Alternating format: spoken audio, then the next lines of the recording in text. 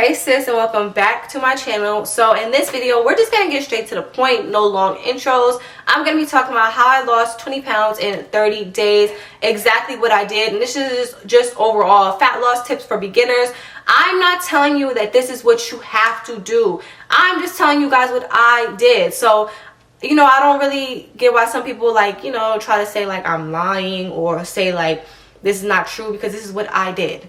So I think I know what I did. This is not me telling you what you have to do. This is just advice for beginners, because I know when I first started my journey, I wish somebody was online, helping me out or, giving me some tips, It's always nice to have tips. So you could take tips and twist that to what you want to, like to a different version or whatever. But it's always nice to have some form of guidance, So I have my notebook here because I do write down my stuff so I don't forget in the moment, you know what I mean? Because I have ADHD, so it's all over the place. So I just like to structure myself out, and I wrote it down this time without using my phone. So it is what it is. So anyways, without further ado, let's jump right into this video. Just getting right into it. No backstories. I have a story times on this millions of times. I have a story time on my starting weight and where I was and just my journey overall. So like I said, I'm just gonna get right into it. But I will say my starting weight was around 150, 160, and I am now like 130 something, or maybe 140, but it fluctuates between those two because I gain muscle and I gain weight back,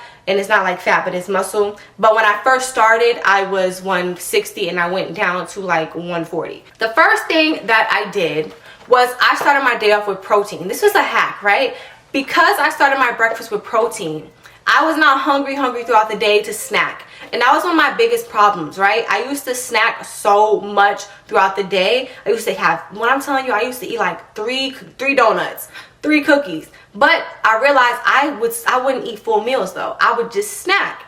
And which is weird because I always wondered like, why am I big? Why am I a little bit chunky? Because all I do is snack. I don't eat meals. But that's the problem. Like, I was consuming so much fat and so many calories with junk food, and that was the worst thing to do. It was like, I'm telling you, red velvet cakes, donuts, cookies, all that, and it was good, I'm not gonna lie. But I had to cut that out, and what helped me was actually eating meals. So I would wake up in the morning, start my day off with protein, and it wouldn't be that much. It would be like eggs, like 2 eggs. Like, I make scrambled eggs with 2 eggs, and I do turkey bacon, and I might have that on a bread roll, like sandwich. But the bread I was doing was like Ezekiel bread, but I wasn't super strict on myself with that. But that is protein in itself, because that's eggs and that is turkey bacon. So that helped me stay fuller throughout the day, because protein naturally helps you stay full without me feeling sicky and that full feeling you get from eating fast food. It wasn't like that. It was full to the point where it was like, okay, I'm not hungry right now. I'm just not. So I started my day off with protein and water. So I made sure to drink a glass of water with my meals, because I already knew I had to get 8 glasses of water in, because I need to drink a gallon of water. So I was already trying to be on top of that. So that was one of the ways that kind of helped me when I first started. Like, that was a cheat code. So I tried to aim for like 25 to 30 grams of protein in the morning. If you're not a type of meal person, if you first starting off, try yogurt with protein powder in it. Like, get a little bit of protein powder, put that in your yogurt, and try that. That helps too. If you're not the type of person that can really do big meals in the morning, that helps, because it doesn't feel like a big meal, but it will fill you up, and it has a lot of protein in it. Or you could even do protein shakes in the morning, whichever way works for you. The next thing I did was I planned my meals before I was hungry. So when you plan your meals before you're hungry, it helps, because in the moment when you're hungry, you'll just eat whatever because you're hungry. So you'll be more prone, if you don't have anything set to eat, you'll be more prone to just going to a fast food restaurant and getting that. That's when you'll be more prone to just snacking because you're hungry. If you're hungry and downstairs is a bunch of cookies and cakes, in the moment, you're going to grab that cookies and cake. You're not going to feel like cooking. Most people are not going to feel like cooking right now because they're hungry in the moment. So what I like to do is I literally would meal prep, like, for the week, honestly speaking, or for however far out I could. So if I couldn't do it for the week, I at least meal prep for the day before, like for the day after. So I'll at least make sure I meal prep the day prior. You get what I'm trying to say? And that really helped me, because when I was hungry, it was right there for me to eat.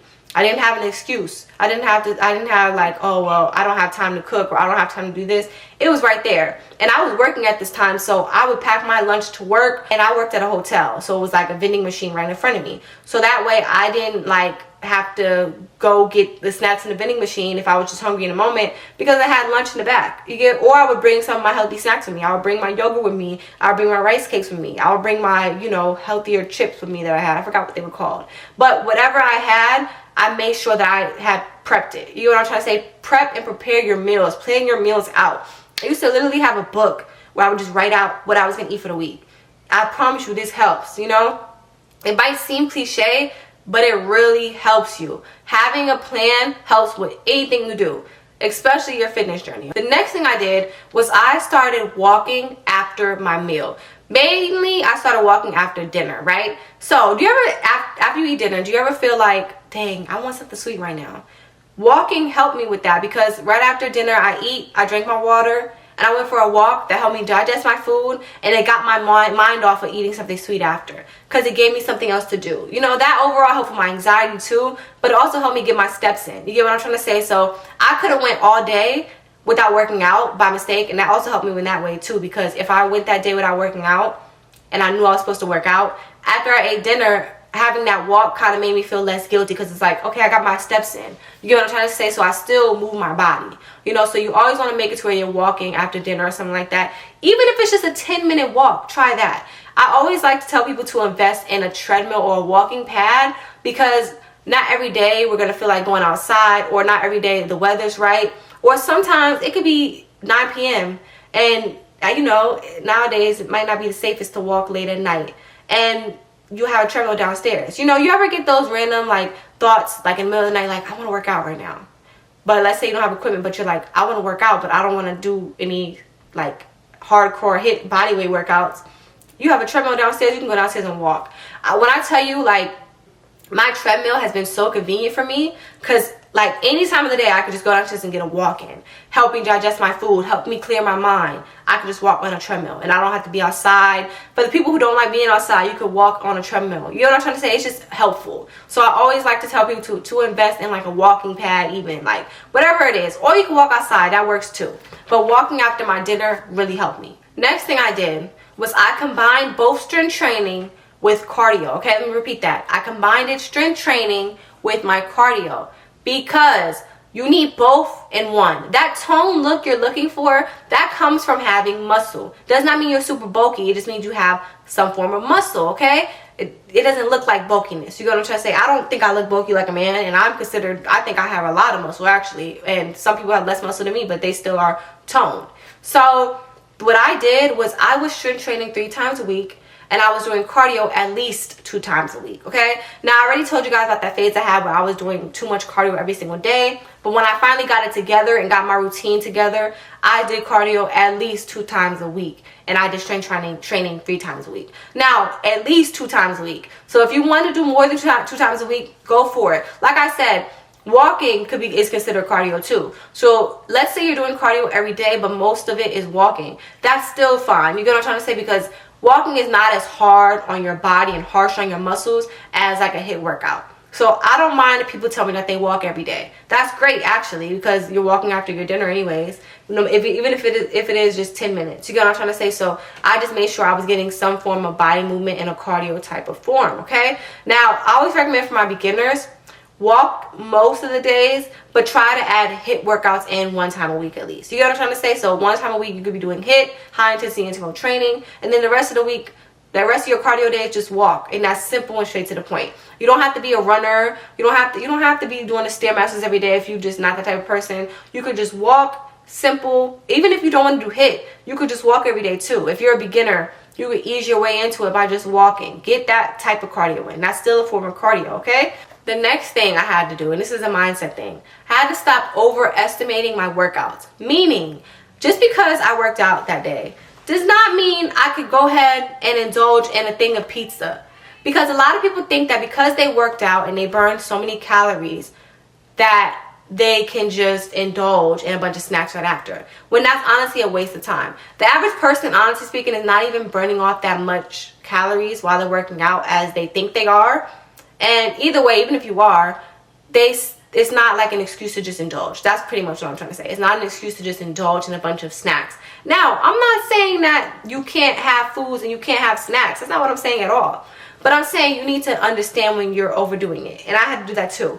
Sometimes we're just eating to eat. Not talking about when it comes to your meals. I'm talking about when it comes to snacking or just a bunch of junk food. Sometimes we really are just doing it because it's there. We have to learn discipline when it comes to that. Now, if you're out with your family and friends, I'm not saying you can't have pizza, but I'm saying don't have the whole box of pizza. You get what I'm trying to say? Like, we know what proportions look like, and we know what overdoing it looks like. We know that feeling. So really just like balance yourself and just like control yourself when it comes to that. You have to have self-control, and I had to learn this too. So have self-control with yourself and understand that it is an 80-20 rule, but just because it's 80% of the time doing good and you have 20% to do what you want does not mean that 20% of the time you can just go crazy and just indulge to the max and just make yourself sick. No, because honestly speaking, that's doing more harm than good. You don't want to do that to yourself. I also stopped drinking my calories. Now, this wasn't even just a moderation thing. I honestly had to cut out soda because it was hard for me. That was like the hardest thing for me. Like, and I say this a lot, but I literally had a soda addiction. Like, all types of soda. I grew up drinking all types of soda, so it was hard for me. So once I cut that out, I realized my face went down, my bloating went down. Like, soda and juices were really adding to that. Liquid calories is like one of the worst forms of ways to get your calories in, honestly speaking, because it just seems like it adds weight so fast. And I think it's because there's so much sugar in the soda, so much sugar in the juice, all of that. There's ways you could have alternatives. If you're addicted to the fizziness from a soda, try sparkling water. If you're just addicted to like the juiciness of a juice, try smoothies. And there's ways you could make smoothies at home.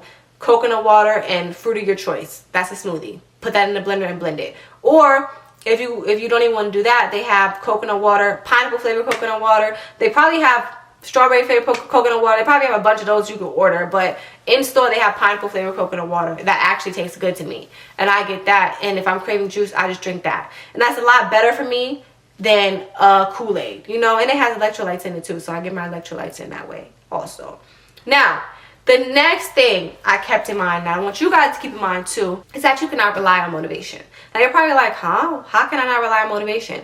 Because motivation is a temporary feeling. Discipline is longer lasting, okay? So we can be motivated one day to work out, and that's perfect, that's great. But then slowly as you get into the routine, you might not be as motivated. But if you're disciplined, you know, okay, I might not feel like doing this today, but I'm disciplined enough to know that today is my workout day.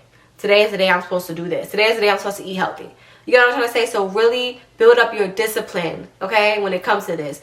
So that way you don't have to rely on motivation, because motivation is temporary. It comes and goes. And you have to be consistent on this journey, right? So if you are just relying on motivation, you're not really going to be consistent. So really build that discipline up. You know, like, and honestly speaking, the only thing that helped me build discipline was literally just forcing myself to do stuff even on the days where I don't want to do it. Not in a way of overworking myself. I wasn't forcing myself if I was sick or if I wasn't feeling good. But on the days where I have set on my schedule to work out and nothing's wrong with me, my body is not so super sore, I just had a rest day, it's time for me to work out. It's time for me to be healthy. You know what I'm trying to say? So discipline yourself so then you can reap the rewards. Discipline yourself enough to where on the days where you're on vacation, you could kind of indulge. You could take days off from working out because you are so disciplined. You're always consistent. So you can have a few days of just enjoying yourself. You get what I'm trying to say? And also, let's say you're starting a journey and then for a week, you can't really work out or something like that. You have stuff going on.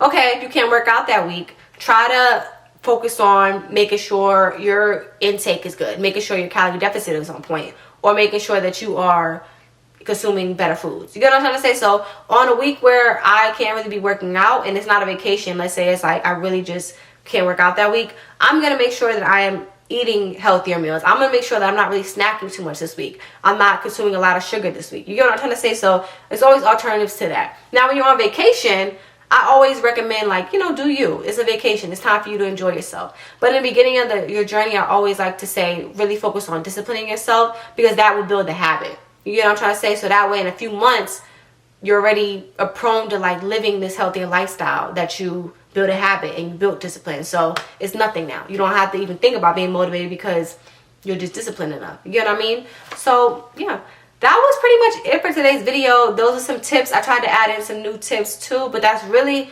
honestly speaking, what I did to lose those 20 pounds. It really helped me. Now, everybody's body is different. I'm not saying just because I did it means you're going to lose that weight in that period of time, but I do know for a fact these tips are very helpful, and what I'm saying is facts. Okay, so I really hope you guys enjoyed that video. Please do not forget to like, share, comment, and subscribe, and I'll see you guys next time. Bye.